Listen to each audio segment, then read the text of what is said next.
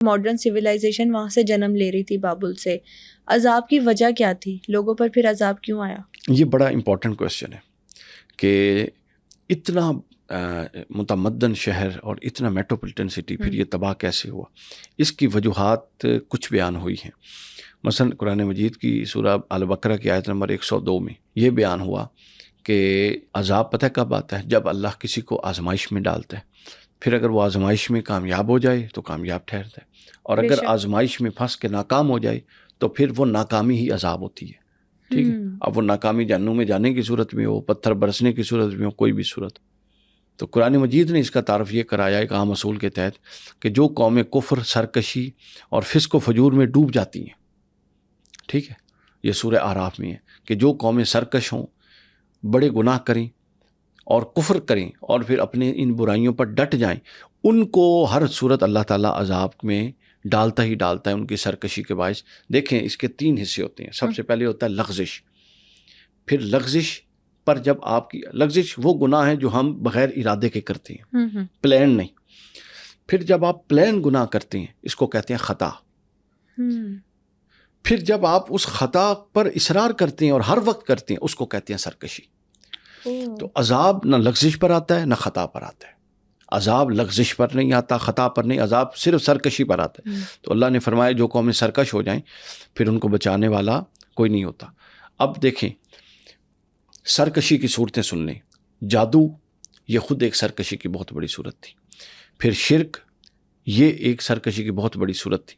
یعنی پھر اس کے بعد سرکشی، ڈٹ جانا، تکبر، مجھ سے بڑا کوئی نہیں، یہ ایک سرکشی کی بہت بڑی صورت تھی. بعض مفسرین نے، ابن کثیر اور امام طبری نے لکھا ہے کہ بابل ہی وہ جگہ ہے جہاں نمرود نے خدائی کا دعویٰ کیا اس شہر میں، اور حضرت ابراہیم علیہ السلام سے مناظرہ کیا، اور جب حضرت ابراہیم کے سوالوں کے جواب نہ دے سکا تو اس نے کیا کیا؟ وہ ٹاور بنوا کے حضرت ابراہیم کے خدا سے لڑنے لگ گیا. پھر جب اس میں بھی ناکام ہوا تو حضرت ابراہیم کو آگ جلوا کے اس میں ڈالنے لگ گیا. یعنی جس شہر میں اللہ کے خلیل ابراہیم علیہ السلام جیسے نبی پر یہ ستم ہو اور اللہ ان کو برابر موقع بھی دے رہا ہو اور وہ پلٹ کے نہ آئے تو پھر اس کو عذاب میں ڈالنا ہی بنتا ہے. بے شک. پھر اس کے بعد اگلی وجہ شرک اور بت پرستی ہے. وہ کیا تھی؟ بابل کے لوگ سورج کی پوجا کرتے تھے، چاند کی پوجا کرتے تھے اور ستاروں کی پوجا کرتے تھے. ٹھیک ہے، آپ کو وہ سوال جواب یاد نہیں ہے کہ ابراہیم علیہ السلام نے جو اس کے ساتھ کی؟ وہ کہتا تھا کہ اس نے قید خانے سے 2 لوگ بلوائے، دونوں کو سزائے موت ہو چکی تھی. ایک کو مار دیا، ایک کو زندہ رکھا، اور کہتا ہے ابراہیم دیکھ میں مارنے والا بھی ہوں، زندگی دینے والا بھی ہوں، اس کو میں نے مار دیا اور اس کو میں نے زندہ رکھا. ابراہیم علیہ السلام نے اگلا سوال کیا. ابراہیم علیہ السلام نے فرمایا کہ میرا رب وہ ہے جو سورج کو مشرق سے طلوع کر کے مغرب میں غروب کرتا ہے. اگر تو رب ہے تو مغرب سے طلوع کر اور مشرق میں غروب کر. جب اس کو اس بات کا جواب نہ آیا تو وہ پھر مارنے پہ آ گیا اور آگ میں پھینک دیا. تو یہ لوگ سورج کی پوجا کرتے تھے، نعوذ باللہ. یہ لوگ ستاروں کی پوجا کرتے تھے. یہی وجہ کہ ان میں 2 مذاہب بڑے اہم تھے جو پروان چڑھ چکے تھے. ایک یہ نجم پرست، نجومی جس کو کہتے ہیں، یہ وہ تھے، یہ اپنی قسمتوں کا حال، بیمار ہوتے تو صحت کا حال تاروں ستاروں کی گردش سے جانتے تھے. اور دوسرے اس میں سابی تھے. سابی کہتے ہیں جو ستاروں کی پرستش کرتا ہو. تو ان میں بت پرستی کی یہ 3 صورتیں رائی تھیں. پھر اس کے بعد جو عام لوگ تھے وہ بھی بڑے بڑے گناہوں میں ملوث تھے. مثلا ہر بندہ وہاں پر جادو سیکھتا تھا اور اپنے مفادات کے لیے جادو کرتا تھا. جادو کی ابھی آپ نے بات بتائی کہ جادو دنیا میں ہاروت اور ماروت 2 فرشتوں سے آیا تھا. ان کی کیا کہانی ہے؟ ہاروت اور ماروت دنیا میں آئے کیوں تھے؟ دیکھیے ہاروت اور ماروت دنیا میں اس لیے آئے تھے کہ اللہ تعالیٰ نے اس دنیا کو آزمائش گاہ بنایا ہوا ہے. ٹھیک ہے، یعنی یہ جنت کا پیٹرن نہیں ہے کہ ہم سوچیں کہ ہر چیز ایسی سیٹل ہو جیسی کہ ہم چاہتے ہیں. اس میں وہ چیزیں چلتی رہتی ہیں.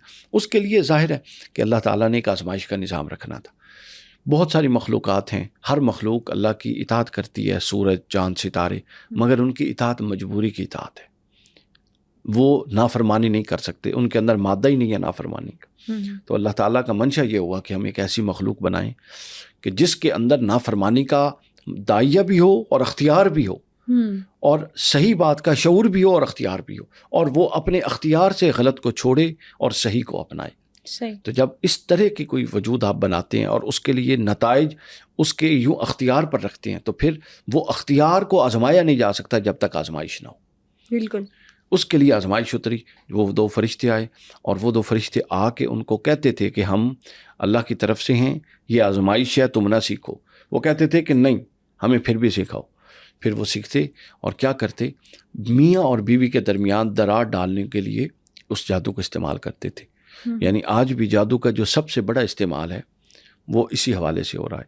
کچھ عرصہ پہلے میں نے جب اپنی ایک کتاب لکھی تھی نا جادو والی, تو میں اپنے جھوٹے کیس بنا کے لوگوں کے پاس جاتا تھا, عاملوں کے پاس. وہاں پر جب میں جاتا تو آپ یقین کیجئے کہ اگر 2-3 جگہوں پر مجھے جانے کا اتفاق ہوا, اگر 10 بندے موجود ہیں تو اس میں سے 9 عورتیں تھیں. ٹھیک ہے. اچھا, اب جب میں اندر گیا تو جو عورت میرے سے پہلے وہاں بیٹھی تھی, پرانی بات ہے, وہ اپنے شوہر کو مروانے کا تویز لے کے آئی تھی. ٹھیک ہے. اور وہ کوئی تالے سے باندھ کے اور پتہ نہیں کیا کچھ کر کے دے رہا تھا, سمجھے. تو یہ جادو جو معاملہ نا, یہ جادو سکھانے آئے تھے.